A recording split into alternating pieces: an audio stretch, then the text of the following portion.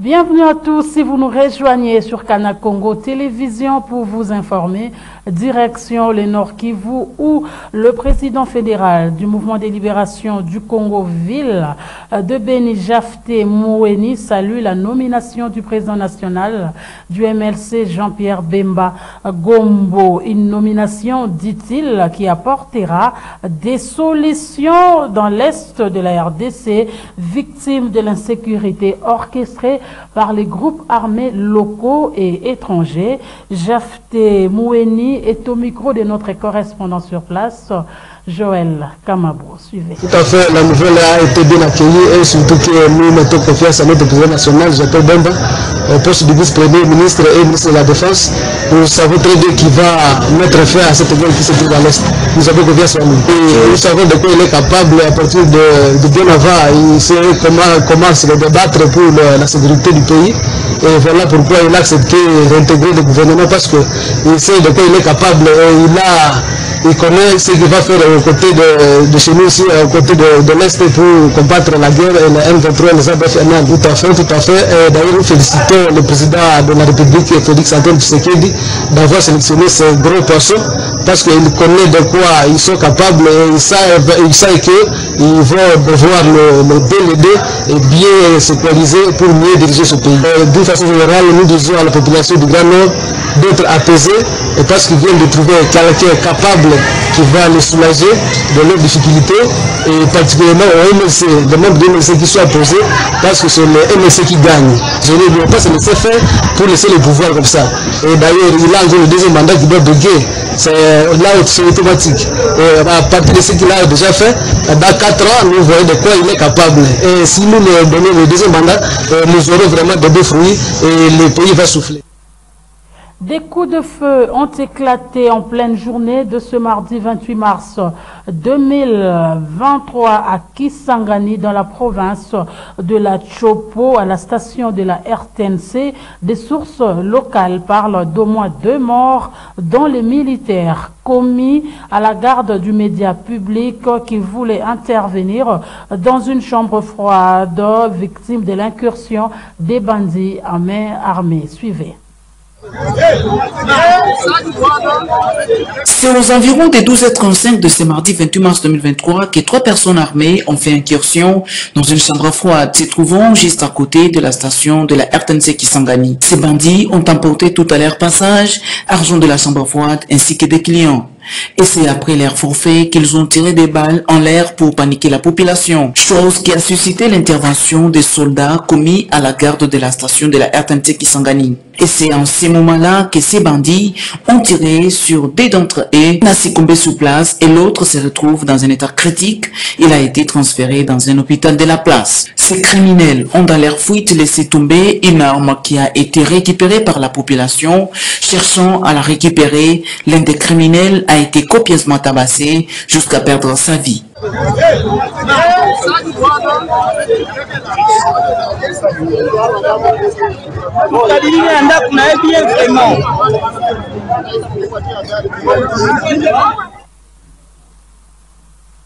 Sachez également que le Premier ministre Jean-Michel Sama Lukonde a procédé lundi 27 mars 2023 à l'inauguration de la nouvelle maternité du centre hospitalier de Kingasani dans la commune de Kimbantseke. Une cérémonie qui a été marquée par la présence du bourgmestre de Kimbantseke, Jeannot Canon, du ministre des Transports, Marc, et qu'il a venu représenter son collègue de la santé ainsi que de l'ambassadeur de la France accrédité en République démocratique du Congo. Autre détail avec Maxime Makabou dans cet élément. Plusieurs allocutions ont marqué la première étape de cette cérémonie de l'inauguration de la nouvelle maternité du centre hospitalier de Kingasani dans la commune de Kimbantseke. Dans son mot des circonstances, la sœur Claudia, responsable du centre hospitalier de Kingasani, a tenu à remercier particulièrement le gouvernement français pour le financement de ces projets. Elle a également plaidé auprès du chef du gouvernement pour la réhabilitation des routes d'accès à son établissement hospitalier et pour la fourniture régulière en eau et électricité. Permettez-moi de vous le dire, c'est toi, État. quand tu offres toutes les conditions pour faire fonctionner cet ouvrage, quand tu arranges les routes, quand tu dégages les véhicules qui stationnent sur la route, empêchant l'ambulance et d'autres véhicules de circuler. État, tu es maman. Lorsque tu protèges les mamans qui nous fréquentent contre les bandits, autrement dit les poules. État, tu es maman. Quand tu rends disponible l'énergie électrique pour une bonne prise en charge des petits enfants en néonatologie. Pour sa part, le représentant des consortiums Ganger International et Médecins du Monde France, Xavier Lanuzel, a notamment annoncé le début dans les prochains jours des travaux de réhabilitation des anciens bâtiments de ces centres hospitaliers. Cet investissement d'un montant de 4,2 millions d'euros, infrastructures et équipements compris, constitue un livrable essentiel de ce projet et un tournant majeur pour la zone de santé de Kingasani. Ce nouveau bâtiment va en effet permettre au centre hospitalier de Kingasani d'assurer pleinement son rôle de centre mère enfant de référence dans la zone de santé.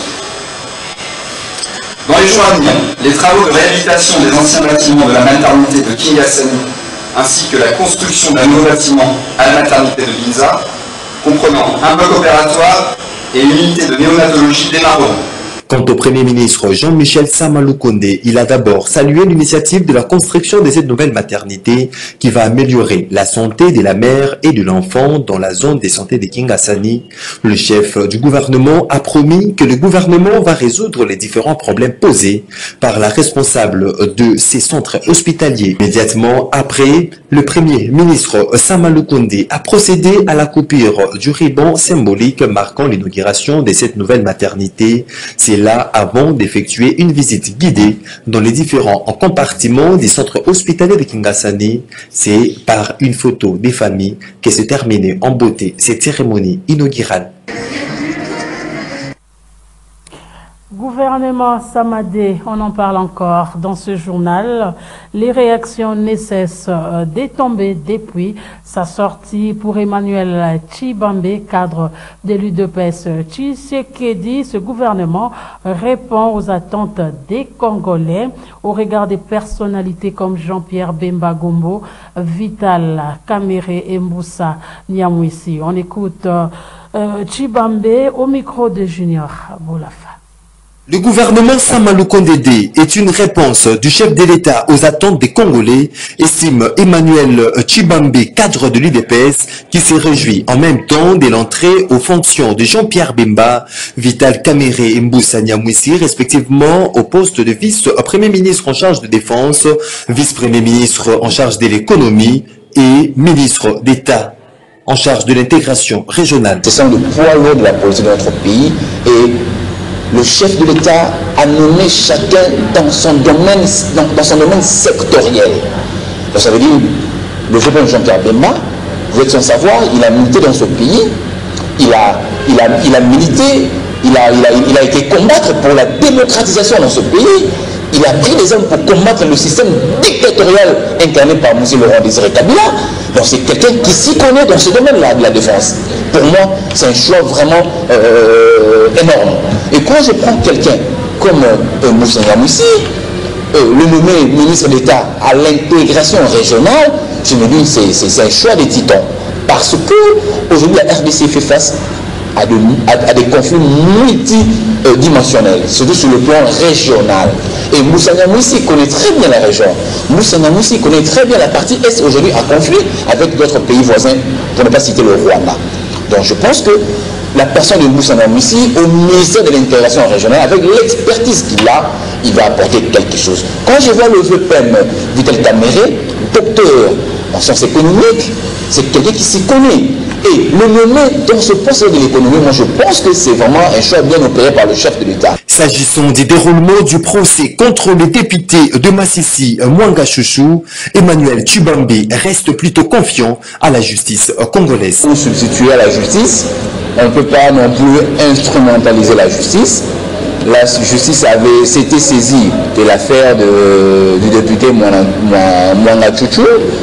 La justice a enquêté sur ça Et la justice a dit, elle va se prononcer. Moi, je pense que lorsqu'un compatriote ou quelqu'un qui se dit compatriote entre en rébellion avec les institutions du pays, je pense que la Constitution et les lois de la République ont déjà réservé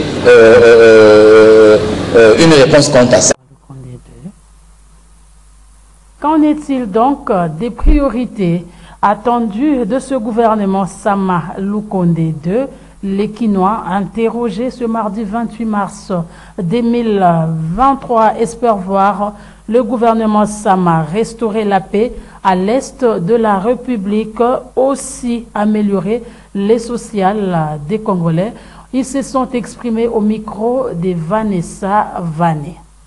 La plupart des Quinois interrogés le mardi 28 mars attendent du gouvernement Sama Lukonde II la restauration de la paix dans la partie est du pays, les solutions immédiates sur le social, aussi l'organisation des élections dans le respect strict de la Constitution. J'ai suivi Jean-Pierre Bemba aujourd'hui ce matin de ses propres déclarations. Lorsqu'il dira que dans 6 mois, il pourra faire en mesure de trouver des solutions qui soient attendues à la population. Je ne suis pas très étonné qu'ils le disent. Lorsque je regarde Vital Kamerhe, parmi les personnes qui ont de l'histoire dans les compétences et les capacités, moi je crois que le président Félix Antoine Tshisekedi Tshilombo, il est arrivé en tout cas à une dimension, je crois que le peuple congolais doit applaudir. Aujourd'hui, nous voulons ce qui est souhaitable pour le moment, les élections, le peuple le veut. La paix, le peuple le veut. La paix et les élections sont liées. La paix et les élections sont liées, ils ne sont pas à diviser. Lobina yo Jean-Pierre Mbemba na yebi tata wana malamu akusilisa guerre wana. Il peut neige va revivre ngo. Na lobina va revivre ngo. Oyo nyo surtout lobina ngo papa abibolo ngo maboko la bilo na RDC. Même na député au bazan la catégorie au balongo na maboko pour Jean-Pierre Mbemba ko frapper. Mais c'est pour la priorité na ko soulever 3 priorités, OK? Premièrement pour na liboso na banda na osenga na na ministre intérieur Peter Kazadi Oaye. Priorité liboso na sécurité ya mboka Congo mobimba aka Kinshasa te pour la kuna na Congo mobimba pour to ko sala élection sur sécurité zate ça sera difficile donc priorité liboso na yango wana ya mi balé deuxième priorité on a ko insister eza likambo ya social pour to ko kende wana to ko raté ngote to fati to l'été vous comprenez jusqu'à présent social et ezana nous ko boité et heureusement peut Vital Kamerhe azio économie OK et ça déjà le thème et zo senga que pas économiste to yé depuis Inikine on comprend donc comme moment où a démontré biso sikoyo que aza expert en économie priorité à élection mama wana na biso vérité quel que soit le cas atabo tongeli biso ba gratte-ciel atabo pesi biso nyonso mais na respect de les consulaire to ko changer té la vérité na biso pour moninga la za consulaire c'est. Et puis ce message de félicitations de la Fondation Ipalaka Jobois Joseph Figeorge adressé au ministre d'État en charge de l'environnement Eve Bazaïba à l'occasion de sa reconduction au gouvernement Sama II, à l'instar des militantes et militants du MLC et du peuple congolais pris de paix. La Fondation Ipalaka Jobois Joseph se dit heureux de cette reconduction en vue de perpétrer la vision essoufflée au sein du ministère.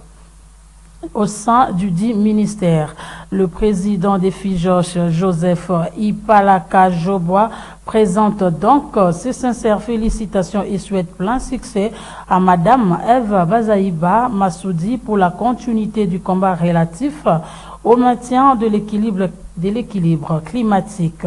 Que le Tout-Puissant vous garde et vous accompagne dans vos lourdes responsabilités. Communiqué signé par le président de Figeorge. Et pour terminer, la secrétaire nationale adjointe en charge de la mobilisation et formation du mouvement de libération du Congo, Pauline Mononi, est nommée ambassadrice de la paix universelle. La cérémonie s'est déroulée le week-end dernier au ministère de l'Intérieur. Georges Libengue était là pour le compte de CCT Véralique. Elle s'appelle Pauline Mononi, femme de cœur aimant travailler pour le plus démuni, mais aussi secrétaire nationale adjointe chargée de la mobilisation et formation au sein du mouvement de libération du Congo de Jean-Pierre Bemba. Elle vient d'être officiellement nominée le week-end dernier ambassadrice pour la paix universelle par la Fédération des familles pour la paix universelle, FPI, une organisation sans voix délibérative des Nations Unies qui intervient dans les résolutions de conflits à travers le monde. Je remercie d'abord le bon Dieu qui a permis qu'on me choisisse aujourd'hui comme ambassadrice de la paix. C'est un couronnement des efforts que j'ai toujours fournis dans l'anonymat. Maintenant que je suis nommé officiellement, je prends l'engagement de continuer à œuvrer pour la paix partout où Dieu permettra que je me retrouve, que ce soit pour ma famille, pour mon travail et même pour notre pays qui est en proie à la guerre à l'Est. Je m'efforcerai d'apporter ma petite contribution pour qu'il y ait le retour de la paix. Notez que Pauline Mononi a été nominée ambassadrice pour la paix universelle grâce à ses œuvres de paix et d'encadrement des orphelins, veuves et femmes en situation de... Ce journal est terminé. Mesdames et messieurs, merci de votre attention. Soutenez, prenez soin de vous. Au revoir.